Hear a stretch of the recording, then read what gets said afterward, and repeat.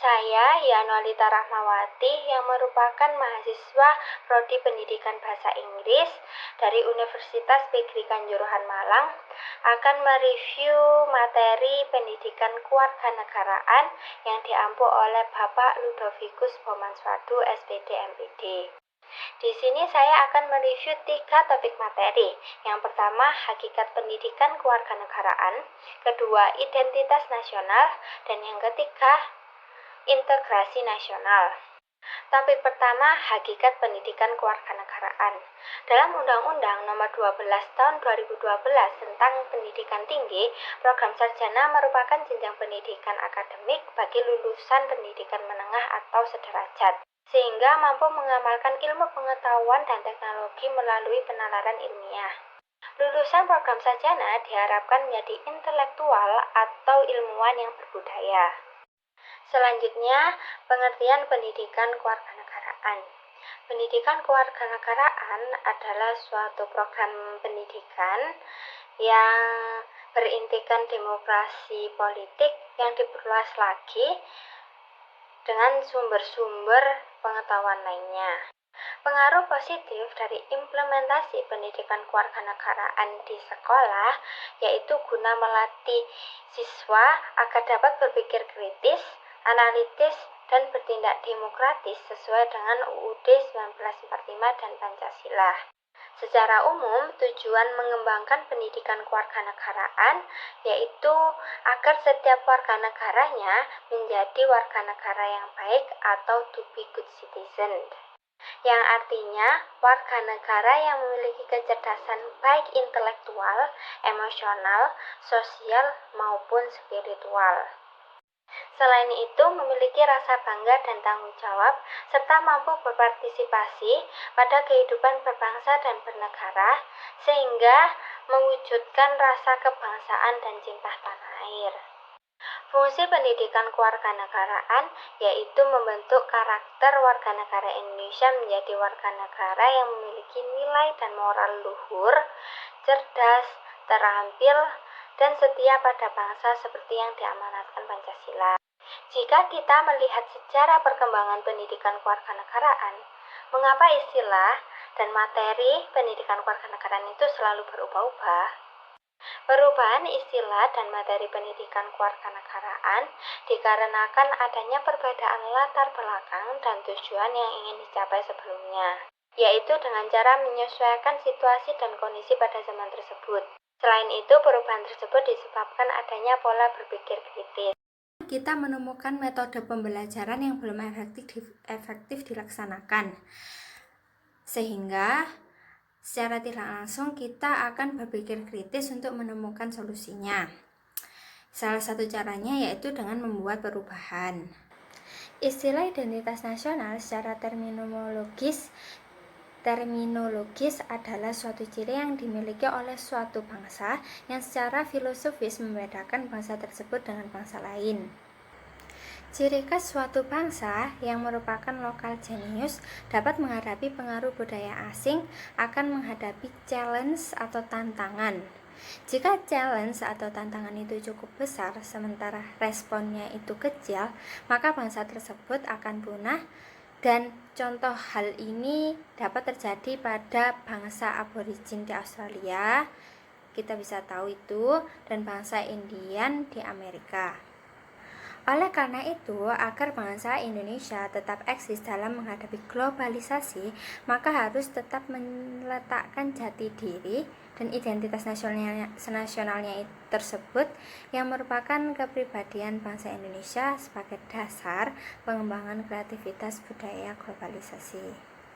Lalu, bagaimana jati diri sebuah bangsa atau identitas nasional bangsa Indonesia? Pertama, identitas nasional bagi bangsa Indonesia akan sangat ditentukan oleh ideologi yang dianut dan norma dasar yang dijadikan pedoman untuk berperilaku. Kedua, semua identitas ini akan menjadi ciri yang membedakan bangsa Indonesia dari bangsa lain. Identitas nasional dapat diidentifikasi secara lahiriah maupun batiniah, yang hanya dapat dirasakan oleh hati nurani. Poin ketiga, Bagi bangsa Indonesia, jati diri tersebut dapat tersimpul dalam ideologi dan konstitusi negara, yaitu Pancasila dan UUD NKRI 1945. Kalau kita ngomongin secara historis identitas nasional, secara historis identitas nasional ditandai ketika muncul kesadaran rakyat Indonesia sebagai bangsa yang sedang dijajah oleh bangsa asing, dan itu dimulai pada tahun 1908 yang dikenal dengan masa kebangkitan nasional atau bangsa. Rakyat Indonesia mulai sadar akan jati diri, muncullah kesadaran untuk bangkit membentuk sebuah bangsa. Kemudian, secara sosiologis, identitas nasional telah terbentuk dalam proses interaksi, komunikasi, dan persinggungan budaya secara alamiah, baik melalui perjalanan panjang menuju Indonesia merdeka maupun melalui pembentukan intensif pasca kemerdekaan.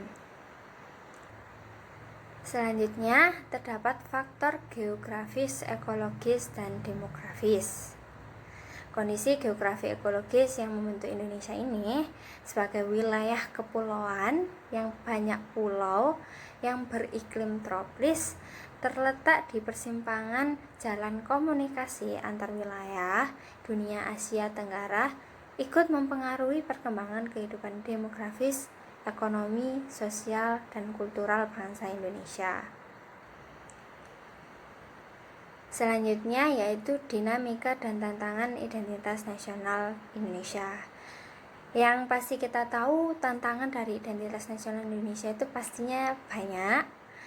Namun saya akan menyebutkan 3 contoh dinamika dan tantangan identitas nasional yang terjadi.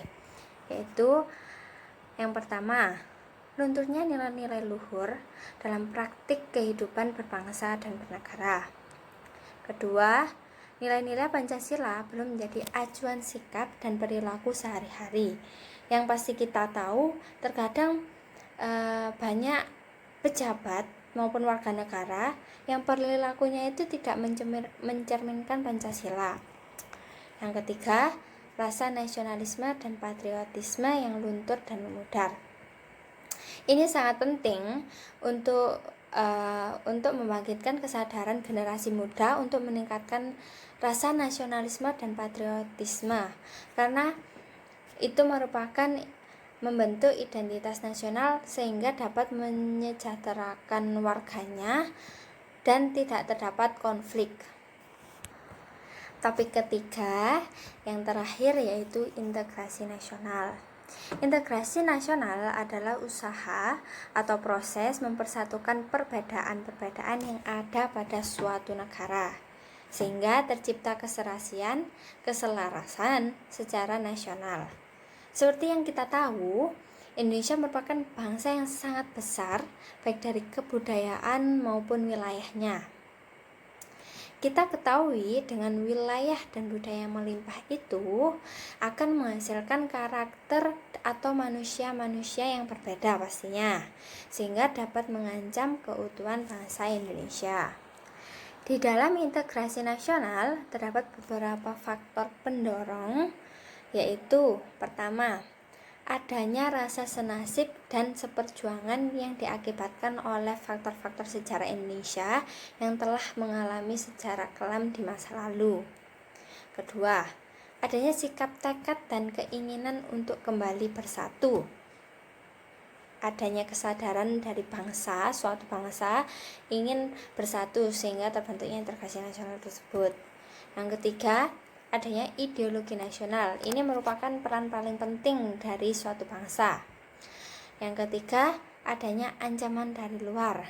Karena terdapat ancaman yang pastinya kita memiliki kesadaran untuk bersatu atau membentuk suatu integrasi. Integrasi nasional ini sangat penting diwujudkan dalam kehidupan masyarakat Indonesia dikarenakan Indonesia merupakan negara yang masih berkembang, atau dapat dikatakan negara yang masih mencari jati diri. Selain itu, integrasi nasional sangat penting untuk diwujudkan karena integrasi nasional ini merupakan suatu cara yang dapat menyatukan berbagai macam perbedaan yang ada di Indonesia. Lalu, apa sebenarnya yang menjadi ancaman bagi integrasi nasional negara Indonesia ini? Ancaman bagi integrasi nasional tersebut datang dari luar maupun dari dalam. Negeri Indonesia sendiri dalam berbagai dimensi kehidupan. Ancaman tersebut biasanya berupa ancaman militer dan non-militer. Contohnya, ancaman dari dalam itu seperti adanya perang saudara, lalu kelompok-kelompok tertentu yang ingin memisahkan sendiri.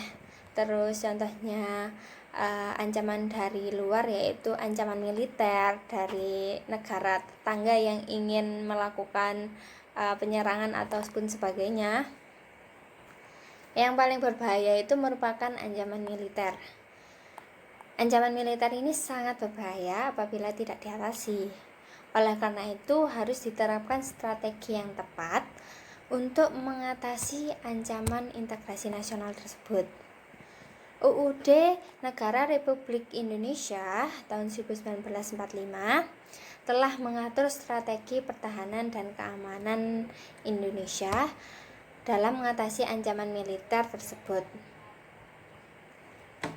Tersebut itu tercantum pada pasal 30 ayat 1 sampai 5 UUD Negara Republik Indonesia tahun 1945. Sekian. Jadi seperti itu review dari 3 topik materi yang saya jelaskan tadi. Saya berharap kalian bisa memahami review yang saya sampaikan ini. Dan yang terpenting, saya dapat memenuhi tugas dari Bapak Ludovicus Pomanswado SPD MPD. Terima kasih atas perhatiannya.